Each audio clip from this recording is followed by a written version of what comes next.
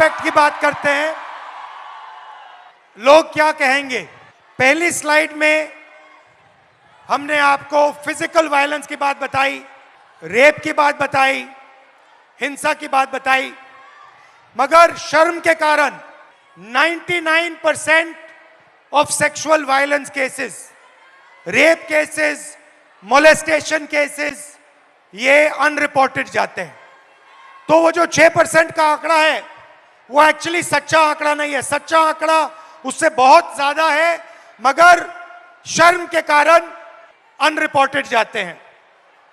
84% महिलाओं को काम करने के लिए परमिशन लेनी पड़ती है, और फाइनल सैलरीड महिलाएं जो हैं, किसी भी जॉब में हिंदुस्तान में अगर आप सैलरीड महिला हैं तो आपको 25% सैलरी पुरुषों से कम मिलती है। तो ये बात हुई डिसरिस्पेक्ट की। आखिरी, are they coming? Hello.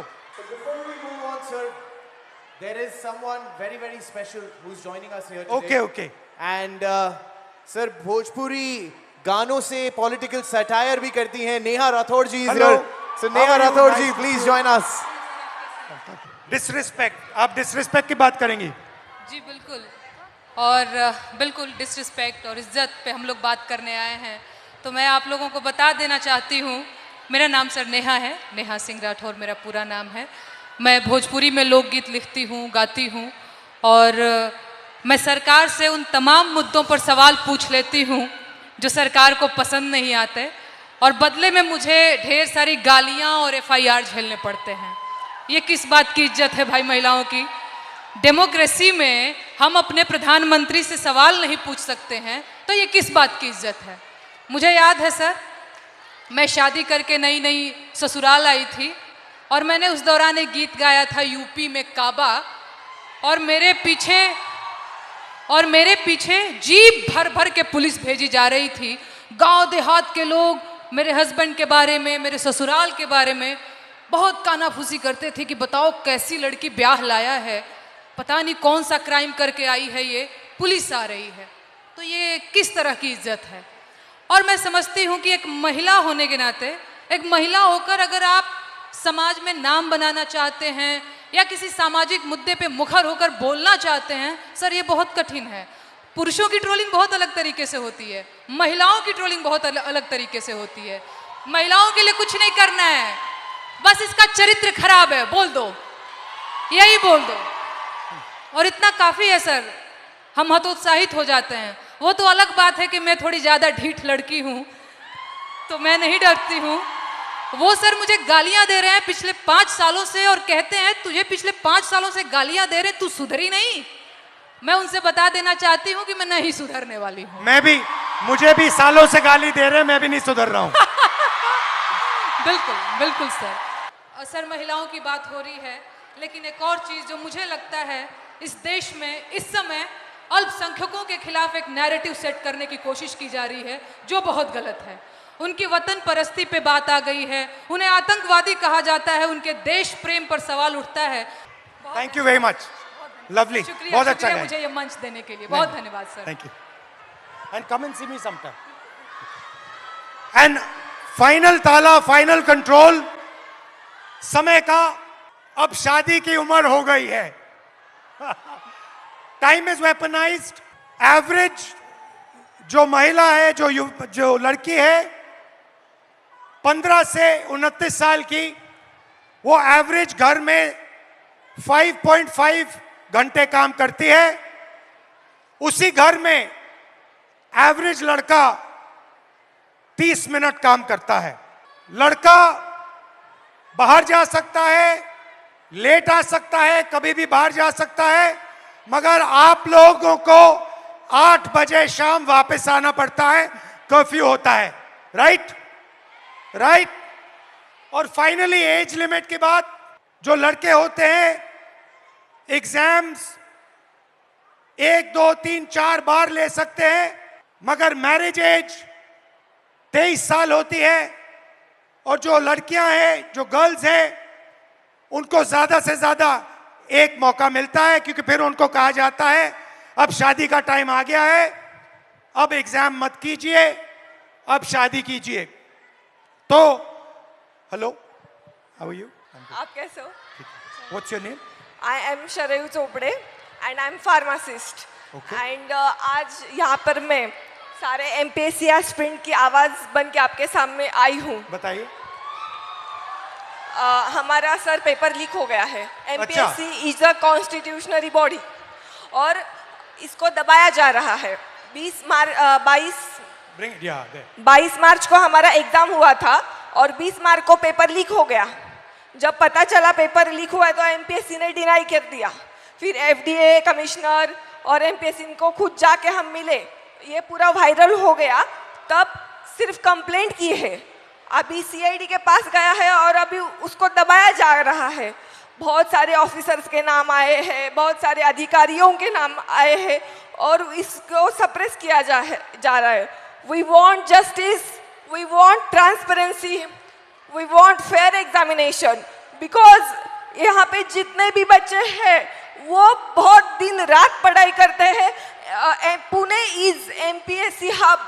Maharashtra के कोने कोने से यहाँ पर वो एमपीएससी देने के लिए, अधिकारी बनने के लिए आते हैं। तो जब हुआ तो आपको कैसा लगा? बहुत खराब। feel? हमारा तो दिल टूटा। एज अ वुमन हमें मैरिज का प्रेशर रहता है, घर वालों का प्रेशर रहता है, सोसाइटी का भी प्रेशर रहता है हमें। और जब पेपर लीक होता है तो लड़कियों पर असर अलग होता है, पुरुषों पर अलग होता है, क्योंकि आपकी डेडलाइन होती है, उनकी डेडलाइन नहीं होती है। हमारा तो पूरा करियर खत्म होने के चांसेस रहते हैं 100%। सर ये पेपर लीक कितने हो क्यों रहे हैं? ये इंक्रीज हो गए हैं, बढ़ते जा रहे हैं, ये जो बढ़ क्यों रहे हैं? क्या लगता है आपको? बोलो क्या मैं क्लियर? जिसको पकड़ा हुआ है, जिसका नाम आया है, वो अभी गुजरात में फरार है। अच्छा, यस। और कुछ बोलना चाहिए? अभी तो बहुत कुछ बोलने का मैंने, टाइम लिमिट है। Don't worry, time is there. Back to back paper leak हो रहे हैं और वो जाके उधर फरार हो रहे हैं जिधर उनका पता ना लगा सके। अभी ये पॉलिटिकल हो जाएगा सर। ज्यादा पॉलिटिकल मत बोलो। हाँ, बेटर नॉट डू पॉलिटिकल। इसीलिए तो चुप हूँ मैं सर। हमें री एग्जाम चाहिए सर, आप कुछ तो बोलो। यहाँ पे बहुत सारे एमपीएससी के एस्पिरेंट्स आए हैं, उनको सिर्फ एक ही उम्मीद है कि आप री एग्जाम के बारे में कुछ तो बोलोगे। मुझसे क्या चाहते हो? मैं क्या करूं इस पे? आप हमारे साथ रहिए, आप हमें सपोर्ट कीजिए। जो हमारे साथ अनफेयर हुआ है उसको प्लीज, उसको कुछ तो कीजिए। हमारा वो रद्द होना चाहिए। नायब तहसीलदार के लड़का लड़की वो टॉप 5 में है, उनका अगर पिछला रिजल्ट देखा ना, उनको कुछ भी नहीं है, वो A ग्रेड D ग्रेड में है। ठीक है, थोड़ा डिस्कस करेंगे, फिर मुझे बताना एग्जैक्टली कैसे मदद कैसा हुआ। यस, मैं आपको पूरे स्क्रीनशॉट्स, वो जो है प्रूफ, वो सब मैं आपको दिखा दूंगी। ठीक है, thank you. Welcome, thank you so much sir. Thank you. तो शुरुआत में मैंने कहा कि एक माइंडसेट है, मनुस्मृति का माइंडसेट, महिलाओं को दबाने का माइंडसेट। और मैं थोड़ी छोटी सी वीडियो आपको दिखाना चाहता हूं और फिर इसके बाद आपसे एक सवाल पूछना चाहता हूं। ये 50 करोड़ की गर्लफ्रेंड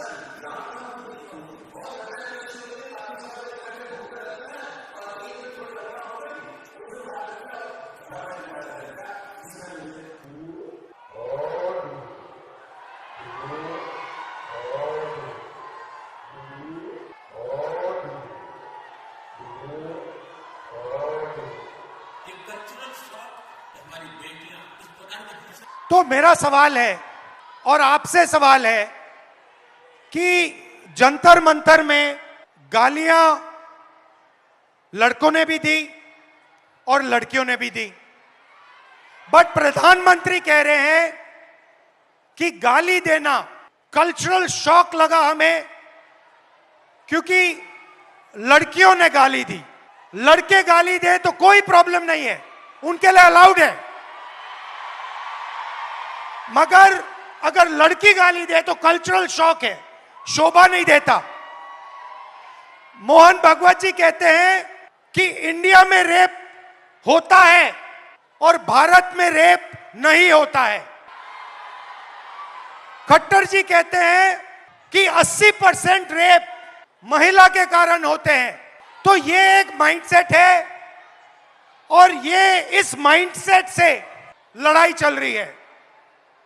माइंडसेट क्या है कि लड़की की एक जगह है, वो पिंजरे में बंद होनी चाहिए, उसका कंट्रोल रहना चाहिए, उसको काम नहीं करना चाहिए और लड़कों को फुल फ्रीडम मिलनी चाहिए। वो जो भी करना चाहे करें, गाली देनी है गाली दें, काम करना है काम करें।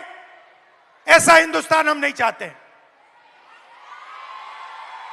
हम न्याय चाहते हैं, सबकी रिस्पेक्ट होनी चाहिए, सबकी रिस्पेक्ट होनी चाहिए, लड़कों की होनी चाहिए, लड़कियों की होनी चाहिए। और ये जो आपके दिल में है, जो डर है, इसको जल्दी से जल्दी मिटा देना चाहिए हमेशा के लिए। तो आइडिया क्या है? ये जो महिलाएं हैं, जो लड़कियां हैं, ये हिंदुस्तान की स्ट्रेंथ है। आप इस देश की फाउंडेशन हो, आप इस देश के फ्यूचर हो। आपको पेट्रियार्की दबाती है, डराती है, धमकाती है, कंट्रोल करती है। मिलकर इस पेट्रियार्की को खत्म करना है। Smash the patriarchy. And my message to you, simple message, be loud, be proud and fight for your space in society. Hello, we'll do it. I'll just do it. Hello. देश में लोकशाही आज लग रहा है।